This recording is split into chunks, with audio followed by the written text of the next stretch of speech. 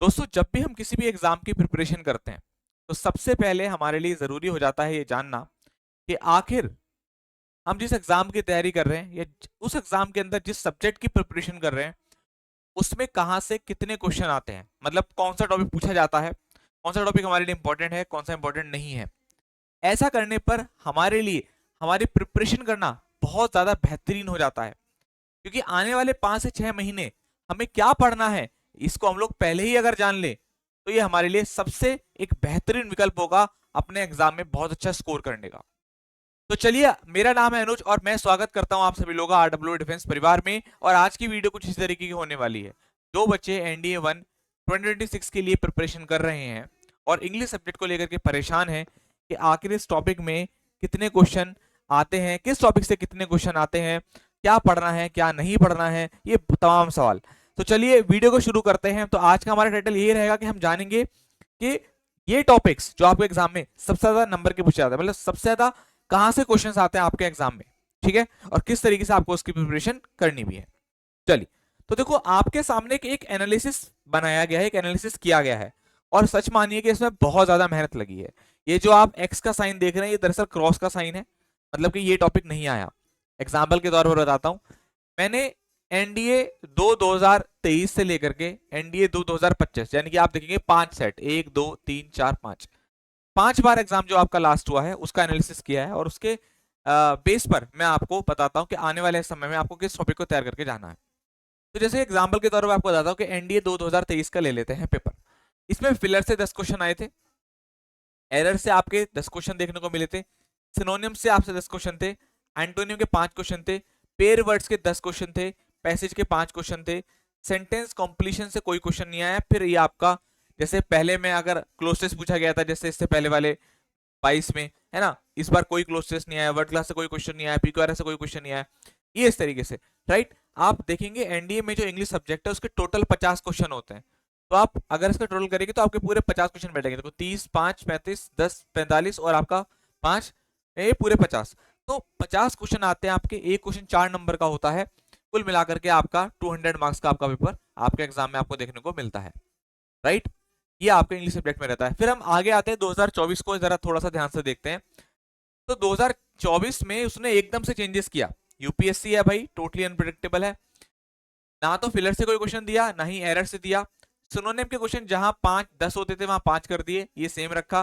Pair words पूरा ही उड़ा दिया, कोई क्वेश्चन नहीं रखा उसने। पैसेज का सेम रखा। सेंटेंस कॉम्प्लीशन पहले दिया फिर हटाया फिर दे दिया, ऐसा रखा।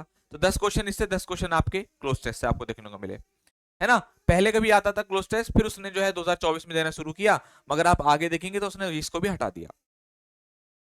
अच्छा, पीक्यूआरएस से 5 क्वेश्चन, पीक्यूआरएस से 5 क्वेश्चन, ईडीएम से आपके 5 क्वेश्चन देखने को मिले यहाँ पर। बाकी का आपका ये 2024 में आता है 2000, तो बिल्कुल सेम पैटर्न रखा, यानी कि 2001 2024 से 2024 में मतलब सेम पैटर्न रखा, बिल्कुल सेम, कोई चेंजेस नहीं। आप देखेंगे बिल्कुल डिक्टो सेम रखा है। फिर 2025 में आए तो लोगों को लगा कि यार इसी पैटर्न को फॉलो कर लेते हैं, क्योंकि पिछली 2 बार से यही पैटर्न आ रहा है ना। तो यही पैटर्न फॉलो कर लेते हैं। अब इसी बात को ध्यान समझना कि कोई भी हो, चाहे टीचर हो चाहे स्टूडेंट हो, सबने यही सोचा कि यार ये सेम पैटर्न आ रहा है, इसको हम लोग आगे रिपीट कर देते हैं। मगर 2025 में उसने कर दिया चेंजेस। क्या चेंजेस किए आइए जानते हैं। फिलर से 5 क्वेश्चन रखती है, ठीक है, कोई बड़ी बात नहीं थी, बच्चा फिलर जनरली पढ़ता ही है। एरर से कोई क्वेश्चन नहीं आया। सिनोनियम के 5 क्वेश्चन, ठीक है। एंटोनियम के आपका कोई क्वेश्चन नहीं आया। पेयर वर्ड से आपके देखो पहले रखा 2023 में, 24 में उड़ा दिया, फिर 5 क्वेश्चन रख दिए। पैसेज सर ठीक है। फिर सेंटेंस कॉम्प्लीशन क्लोज टेस्ट के क्वेश्चन ही उड़ा दिए, मतलब पूरा पूरा पार्ट ही उड़ा दिया, हटा दिया। तो क्या नया जोड़ा अभी बताते हैं। पीक्यूआरएस के क्वेश्चन 10 कर दिए, 5 क्वेश्चन पीक्यूआरएस, और उसके अलावा फिर आपके जो वो वाले होते हैं ना, S1 S6 वाले बीच में आपका रहता है पीक्यूआरएस, वो वाला उसने यहाँ पर दिया, ठीक है। ईडीएम के आपका कोई क्वेश्चन देखने को नहीं मिला। डायरेक्ट इनडायरेक्ट से 3 क्वेश्चन, ये नया टॉपिक डाला। पहली बार आप कह सकते हैं कि नरेशन का टॉपिक 2025 में पूछा गया, 1 2025 में। फिर उसके बाद करेक्शन ऑफ सेंटेंस के 2 क्वेश्चन रखे गए। एक नया टॉपिक आया डिस्कोर्स मार्कर, ये नया टॉपिक ऐड हुआ है आपका 1 2025 में। फिर वन वर्ड पीस ने दिया पहली बार, मतलब उल्टे तरीके से। एसएससी में क्या होता है, एक स्टेटमेंट होता है, 4 ऑप्शन दे देते हैं, उसमें से एक वन वर्ड चूज करना होता है। इसमें क्या किया दिया, वन वर्ड दे दिया, स्टेटमेंट 4 दे दी, बताओ कौन सा स्टेटमेंट सही है इसके लिए, इस तरीके से। फिर अगर मैं आता हूं 2025 में, तो पैटर्न सेम रखा गया, बस थोड़े से चेंजेस किया गया उसने।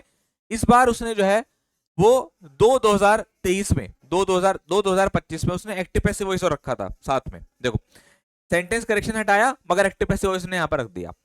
तो आप देखेंगे एक 2025 और 2025 का पैटर्न बिल्कुल सेम था।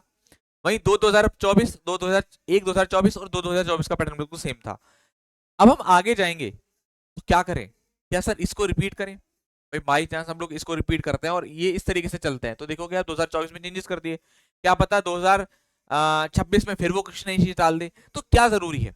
अब मैं पिछले 2 बार के पेपर को ध्यान में रखते हुए मैंने क्या काम किया, वो टॉपिक निकाले जो आपके एग्जाम में इंपॉर्टेंट है। समझिएगा, स्ट्रेटेजी को समझिएगा, ठीक है। अभी अभी हाँ, एक चीज और इसके बीच में मैंने एक 2025 और 2025 का एनालिसिस किया, इनके पिछले जो 2 बार के एग्जाम हुए उसका एनालिसिस किया। एनालिसिस करके क्या निकाला मैंने, कि वोकैबुलरी के 15 क्वेश्चन आ रहे हैं, आप देख पा रहे हैं। सिनोनियम था आपका, पेयर वर्ड्स था आपका, है ना, पेयर वर्ड्स था आपका, और इसके अलावा आपका बेटा इसमें जो है वो वन वर्ड टाइप क्वेश्चन थे, वो थे। ग्रामर में आपका जैसे आपका डिस्कोर्स मार्कर हो गया, वो आ गया। कॉम्प्रिहेंशन में आपका PQRS आ गया, पैसेज आ गया, ये आ रहा था। तो आप देखेंगे वोकैबुलरी से 15 क्वेश्चन पूछे जा रहे हैं, ग्रामर से 20 क्वेश्चन, और 15 क्वेश्चन आपके कॉम्प्रिहेंशन से। ये आपका एक तरीके से इंग्लिश को लोग 3 पार्ट्स में डिवाइड करते हैं ना, वोकैबुलरी, ग्रामर और कॉम्प्रिहेंशन, तो वो भी आपको मैंने बनाकर यहाँ पर दिया है। अब अगर मैं इन दोनों को ध्यान में रखते हुए आपसे कहूं कि 2026 में आपको इन ऐसे तैयारी करनी है, तो आप किन टॉपिक को पढ़कर जाने वाले हैं, एक 2025 और 2025, यानी कि पिछली बार के 2 एग्जाम देखोगे कि ये आते थे, जनरली ऐसा ही होता है। तो आप इनको पढ़कर जाओगे, क्या क्या, वॉइस पढ़ के जाना ही जाना है, क्योंकि यहां से नंबर बनते हैं, वॉइस से, नरेशन से अगर आपके एग्जाम में क्वेश्चन आ रहा है तो आप लक्की हो, क्योंकि यहां से क्वेश्चन आप टिक कर सकते हो आंसर को आराम से, ठीक है। डिस्कोर मार्कर ये 2 बार से इंट्रोड्यूस हो रहा है, एक 2025 2025, तो ये टॉपिक हमारे लिए इंपॉर्टेंट हो जाता है। PQRS आप लोग सब लोग करते आए हैं पहले से ही पीसी जो है वो आपको पैसेज करते आए हैं। तो देखो ये 3 नए टॉपिक जिस पर आपको ध्यान देना है। पहले से मेरा करते आए से मतलब ये है कि ऐसा नहीं कि कोई हो सकता है कोई बच्चा पहली बार तैयारी कर रहा हो, मेरा मतलब ये है कि PQRS, पैसेज, सिनोनियम, वन ये सब आपको पता है कि यहाँ पे क्या क्या होता है। लेकिन जैसे वॉइस हो गया, नरेशन हो गया, डिस्कोर्स मार्कर हो गया, जनरली एनडीए के लिए बच्चे ये टॉपिक नहीं देखते थे 2024 तक, लेकिन अब आपको देखना पड़ेगा, राइट। तो टॉपिक ही सारे इंपॉर्टेंट 8 के 8, क्योंकि यही आ रहे हैं आपके। पैसेज हो गया आपका, सिनोनियम हो गया, वन वर्ड हो गया, पेयर वर्ड्स हो गया। लेकिन आप पता है यूपीएससी एनडीए, ठीक है, सभी को पता है कि भाई यूपीएससी है, टोटली अनप्रिडिक्टेबल है, कुछ भी कर सकता है, कुछ भी बदल सकता है। इसको ध्यान में रखते हुए मैंने आपको एक एक एक्सपेक्टेड टॉपिक्स की लिस्ट भी बनाकर दी है, क्योंकि ऐसा है कि यूपीएससी जो सीडीएस का पेपर भी बनाता है, मतलब एनडीए भी और सीडीएस दोनों का एग्जाम कंडक्ट करता है। तो मैंने क्या काम किया, थोड़ा सा एनालिसिस करके, रिसर्च करके बच्चों के सामने कुछ ऐसे टॉपिक पे रखे हैं जो सीडीएस के एग्जाम में पूछे गए हैं, जैसे कि फॉरेन वर्ड्स और वर्ड क्लास, ठीक है। हालांकि ये टॉपिक आपका इंडिया में पूछा जा चुका है, इडियम्स, एंटोनियम्स, एरर्स के क्वेश्चंस, क्लोज टेस्ट और आपका सेंटेंस कंप्लीशन। बच्चा अगर आप एक 2025 2025 को देखकर जाओगे तो आपको ये टॉपिक तैयार कर लेने हैं, और ये जरूरी है, पिछली बार को ध्यान में रखते हुए हमें करना है।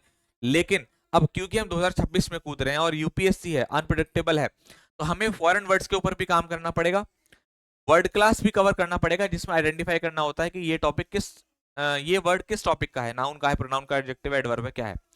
इडियम्स के ऊपर फोकस करना पड़ेगा, एंटोनियम्स है, एरर्स है, क्लोज टेस्ट है, सेंटेंस कॉम्प्लीशन है। तो ये वो टॉपिक है जो आपको एक्सपेक्टेड है, इससे पहले वाले टॉपिक इंपॉर्टेंट है, और आपको ये सारे टॉपिक करने हैं। अगर क्योंकि आज आप उस स्थिति में है कि आपका एग्जाम में भी लगभग 180 दिन है ना, एक लंबा समय आपके पास है, आज आप ये प्रण कर सकते हो तो तैयार कर सकते हो। लेकिन अगर आप आज से मैं 4 महीने बाद 5 महीने बाद कहूंगे भाई अब वो आपका नोटिफिकेशन आ गया, आप पढ़ो, तो थोड़ा सा मुश्किल है कि भाई हर चीज को कवर करना उस लेवल पे।